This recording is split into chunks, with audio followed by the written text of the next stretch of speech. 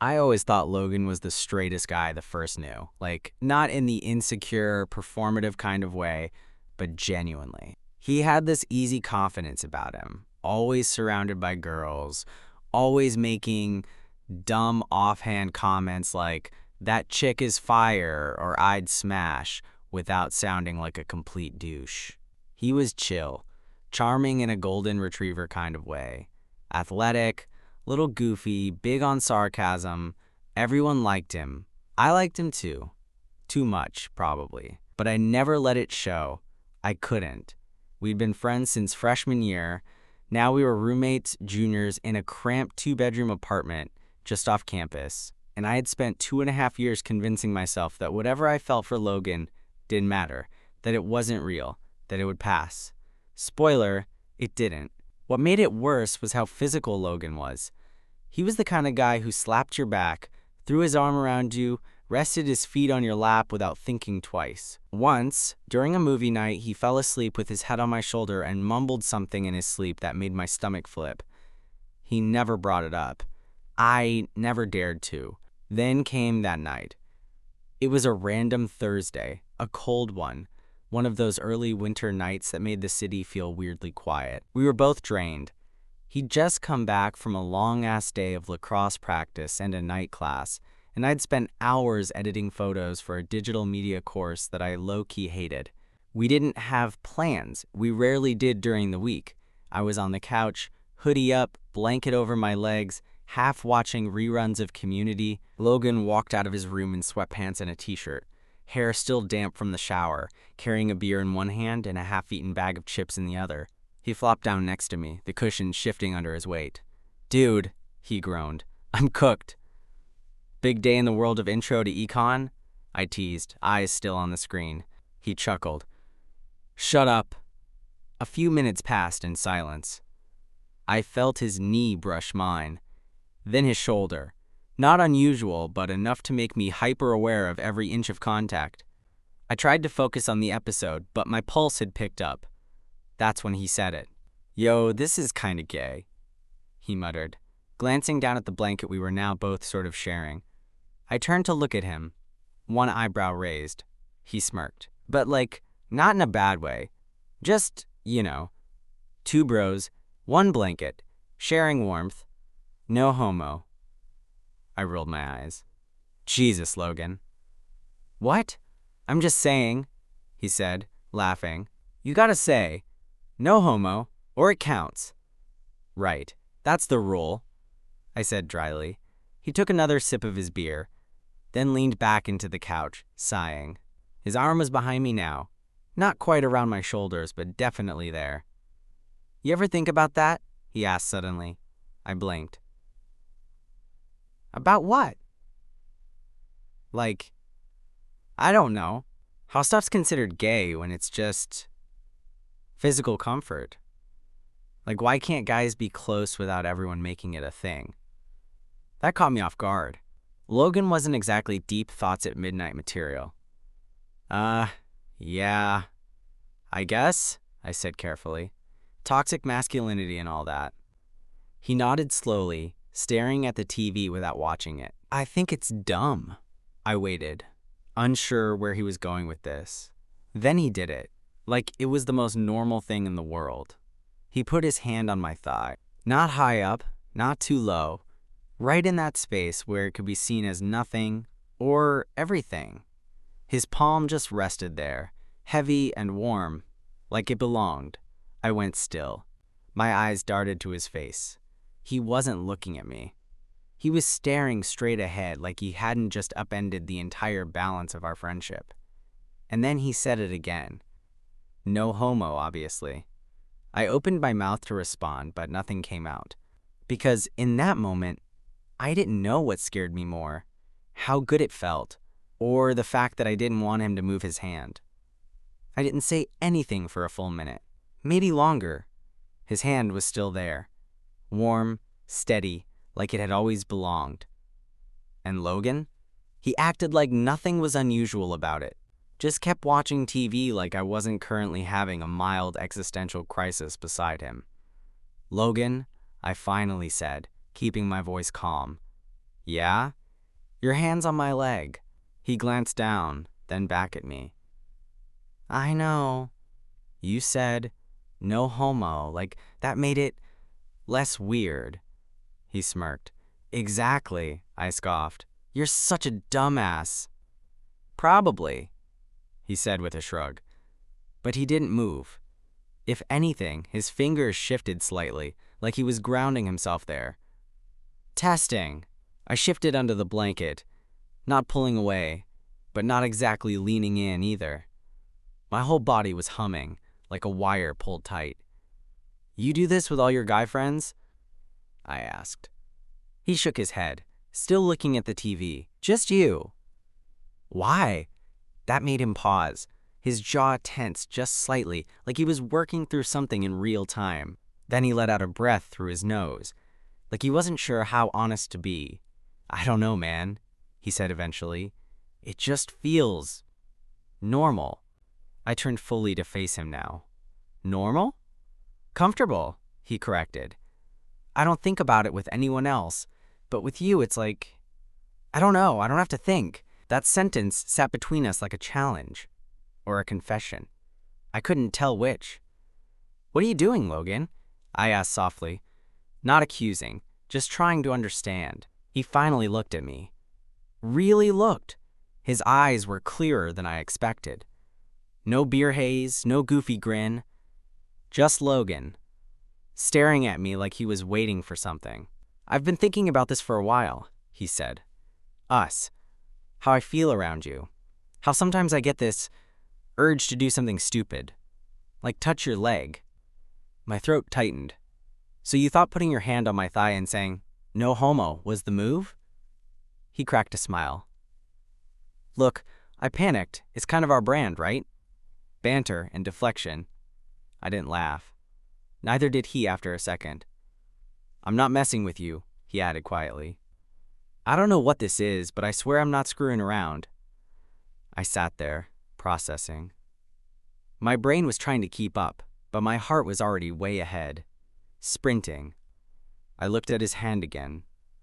It was still there, still waiting. So I made a choice. I placed mine over his, not tight, not possessive.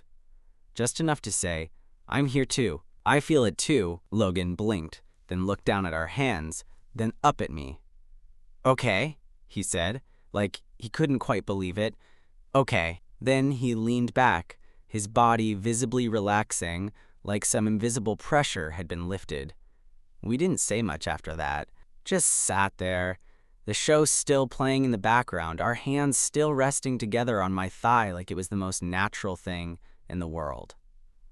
And somehow, it kinda was. That night rewired something in me. I didn't sleep much. Neither did Logan, from the sound of him shifting in the next room. Every time I closed my eyes, I felt his hand again. Solid, real, and far more loaded than either of us had admitted out loud. The next morning was awkward. Not traumatically awkward, just cautious. Logan was already in the kitchen when I got up, wearing that same gray hoodie he practically lived in. He looked up from the stove, spatula in one hand, pan of scrambled eggs in the other. Morning, he said, like it was just any other Friday. Morning, I echoed, leaning against the doorway. A beat of silence. Then, without looking at me, he said, You still cool? I blinked. Cool? Yeah, with last night. You know, the hand thing. I paused, then shrugged. You still saying no homo after stuff like that? He gave me a crooked smile. Only if I'm trying to be a coward. That made me smile, despite myself. I walked over to the counter, grabbing a mug and pouring myself some coffee. So what are we doing here? I asked, watching the steam rise from my cup. Because I'm not really built for casual experiments. He turned off the stove and set the pan down with more care than necessary. Then he looked at me. Not just glanced, really looked. I don't think this is just curiosity, he said. At least, not anymore. My stomach fluttered. I hated that word. Curiosity. It always made guys like me feel like test dummies. But he said it like someone trying to be honest with himself, not like someone playing a game. And what is it then? I asked. I don't know, he admitted. But I know I feel better around you than I do around anyone else. And not just in a you're chill kind of way. Like, something about you centers me. My heart thudded. You're not just trying to say all the right things, are you? Have you ever known me to say the right thing? He shot back. Fair point. We stood there in silence for a while. The kitchen smelled like eggs and coffee, and the window above the sink let in the cold morning light. It all felt very domestic. Then he stepped closer. You want to hang out tonight? He asked. I raised an eyebrow. We already live together. No, I mean like a real hang. You and me. Just us. Outside the apartment. Like a date? He scratched the back of his neck, suddenly shy. Yeah, I guess. A date. I took a sip of my coffee, partly to stall, partly to hide the ridiculous grin spreading across my face. Sure, I said. Let's do it. He let out a breath, like he'd been holding it for days. Cool, he said. Cool. Then he did something so subtle, I almost missed it. He reached for a fork, handed it to me, and let his fingers brush mine just a little too long. No words, no smirks, no homo this time. Just that quiet, lingering contact. And for once, it said everything. We went to this low-key bar that night, one of those spots with string lights and cracked leather booths, the kind of place that didn't try too hard to be cool because it didn't have to. Logan picked it, said he liked the wings. I didn't argue. It wasn't crowded, which helped. A few couples, a table of grad students probably bitching about thesis deadlines, and one older guy reading a novel at the bar like he'd been planted there by a movie director. We found a booth in the back. Logan ordered us beers and wings. No menu consultation needed. I just watched him. The confidence was still there. He didn't seem nervous, just thoughtful, like he was taking this seriously, like he'd been thinking about it all day. So, he said, sliding a coaster toward me. I haven't done this before. Gone out with a guy? I asked. He nodded, eyes not leaving mine. Yeah. I took a slow sip of my beer. You seem pretty relaxed. I'm faking it. That made me smile. You're doing a decent job. The wings came. We dug in. For a few minutes, it was just food and casual conversation.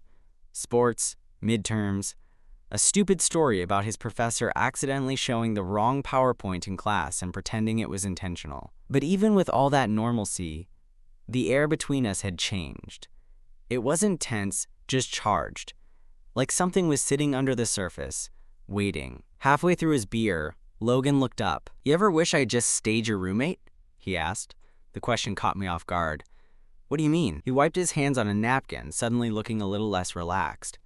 I mean, would this be easier if I hadn't done that last night? If I wasn't making things messy? I stared at him. No, I said, honest and direct. I'd still be sitting in the same apartment wondering what you meant every time you touched me. His eyes flicked up to mine. So you've noticed? I nodded.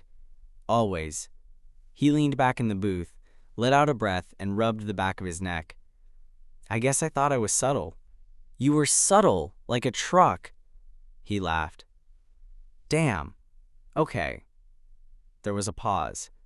He was watching me again, studying my face like he was trying to memorize it. I'm not trying to be an asshole, he said. I don't know what this is yet, but I know it feels different. Better. I nodded slowly. It does. Then he reached across the table. Not all the way, just enough to hook his fingers around mine. No theatrics. Just warmth.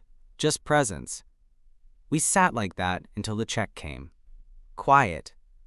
Still. Something unspoken passing between us like a secret we both finally understood. Back at the apartment, we kicked off our shoes and settled on the couch. No TV. No distractions. Just us. The quiet hum of the city outside. And that familiar closeness I used to pretend didn't mean anything. Logan turned to me, his voice soft. So, do we talk about what happens now? I leaned back, staring at the ceiling for a second before replying. I think we just let it happen. He nodded. I like that. Then he hesitated, just for a second, before shifting closer, one knee pressing into mine. His arm moved slowly, like he was asking for permission without saying it.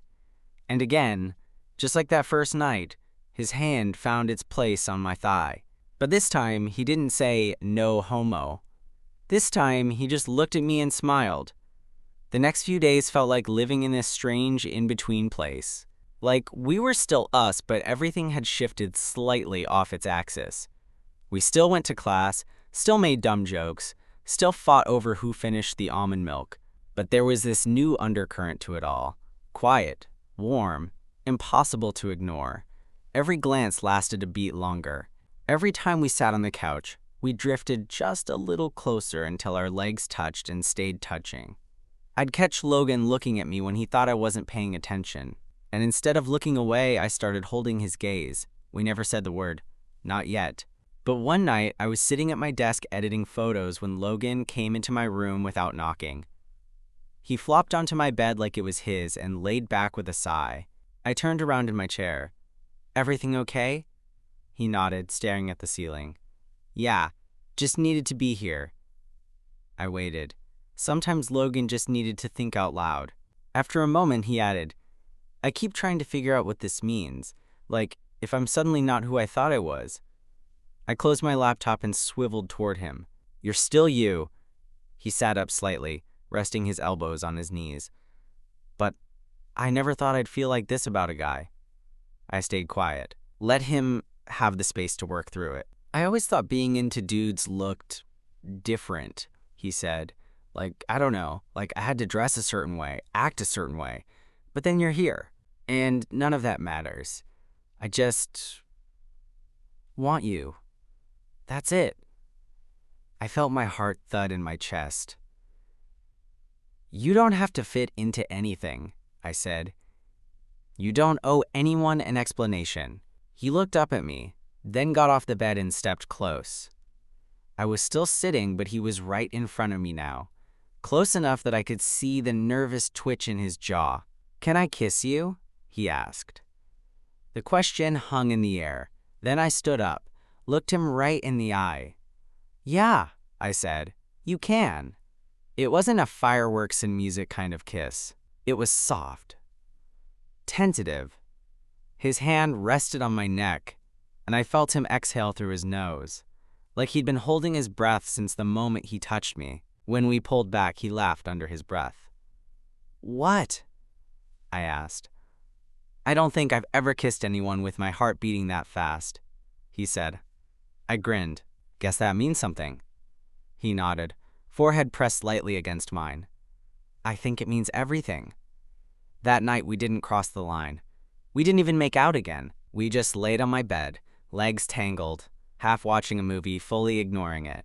At some point I felt his hand find mine under the blanket, fingers lacing like it was second nature. There were no jokes, no homo, just us. It was funny how quickly things changed after that night. Not in a dramatic way. We weren't holding hands in public or making out between classes, but in those little everyday moments that stack up into something real. Logan would bump my shoulder when we passed in the kitchen, lean against me while we watched TV, sit a little too close during breakfast. And when we were alone, it was like gravity just pulled us toward each other. There was no big announcement, no coming out post. We were still figuring it out, piece by piece. But the difference was, we were doing it together now. One night, after a long study session at the library, we came home and dropped onto the couch like our bones had given out. Logan kicked off his shoes and stretched, yawning so wide I could practically see his tonsils. I hate midterms, he muttered.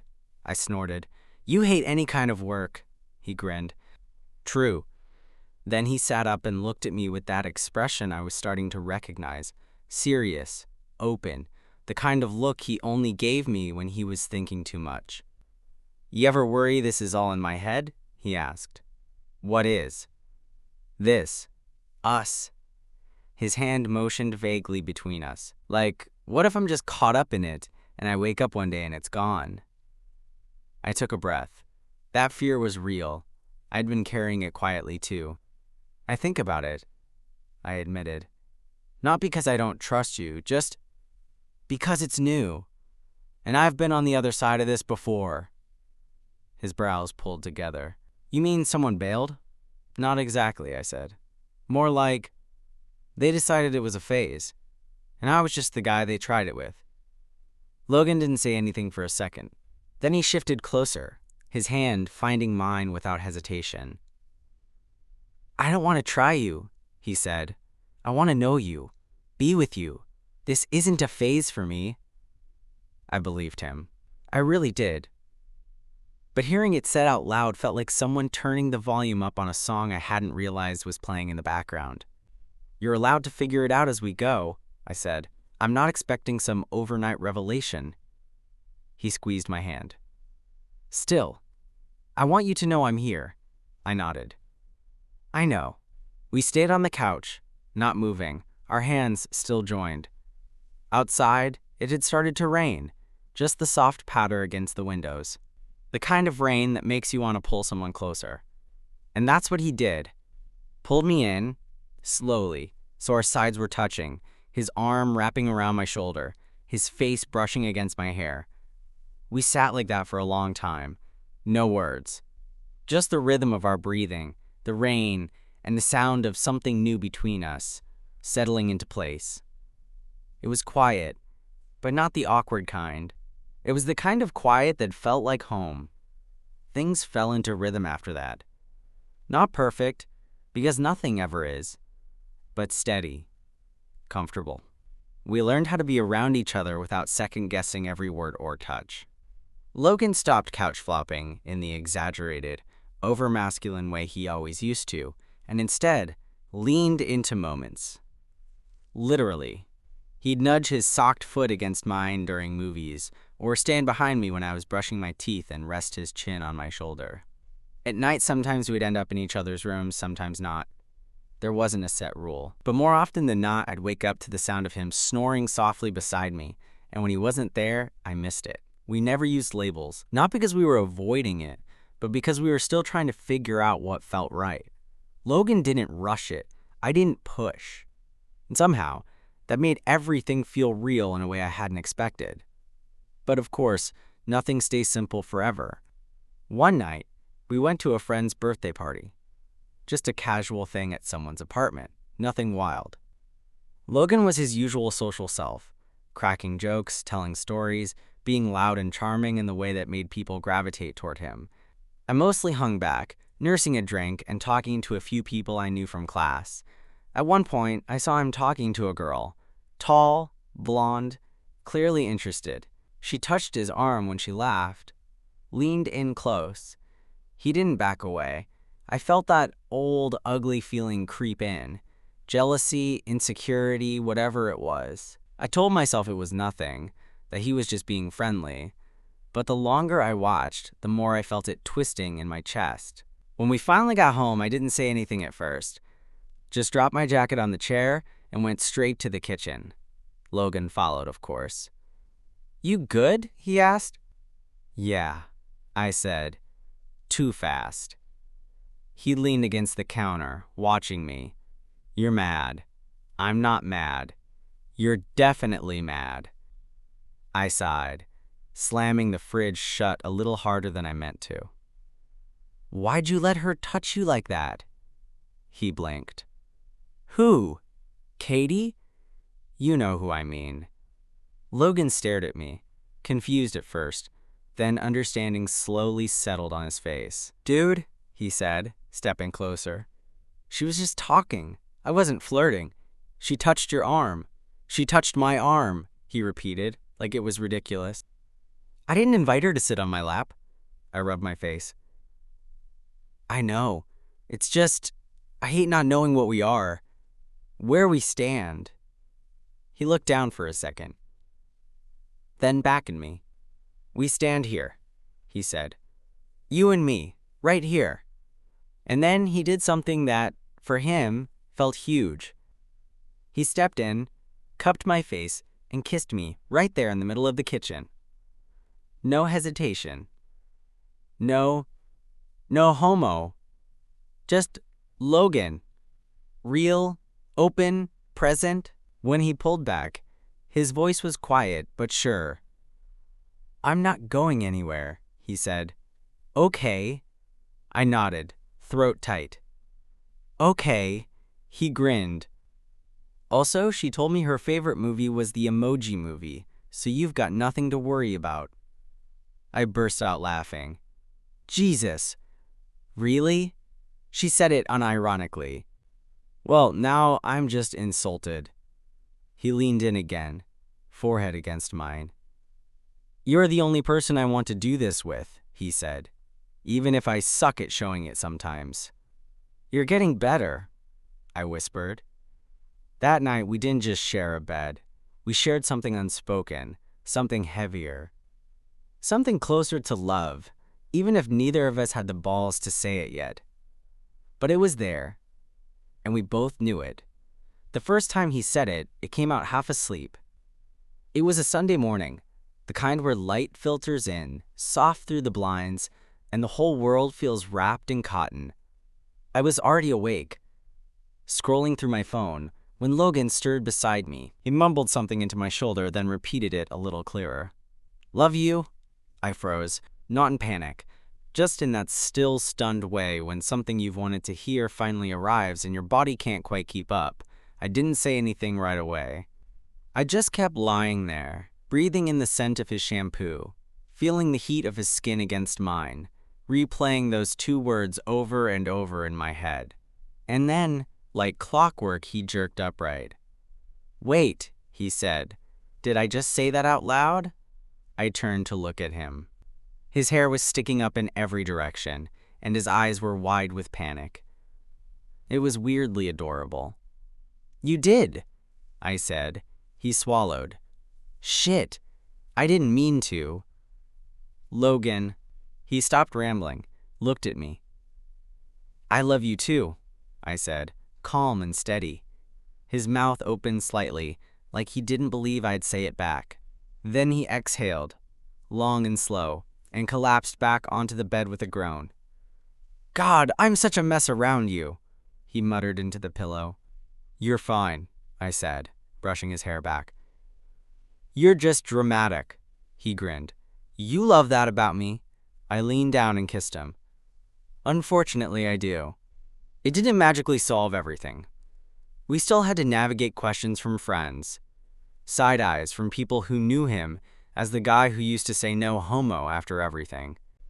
He handled it better than I expected. When someone made a comment at a party, something half joking, half cruel, Logan just wrapped his arm around me and said, Yeah, I do like him. Problem? After that, no one had much else to say. He didn't stop being Logan. He still left his socks everywhere and forgot to take the trash out and stole half my fries whenever we ordered in. But he also texted me, home soon, with a little heart emoji, and I caught him more than once just staring at me like he couldn't believe I was real. Sometimes at night, he'd reach for my thigh under the covers like it was muscle memory, his way of grounding himself, and I'd think back to the first time he did that. Back when he still needed a shield. Back when he said no homo.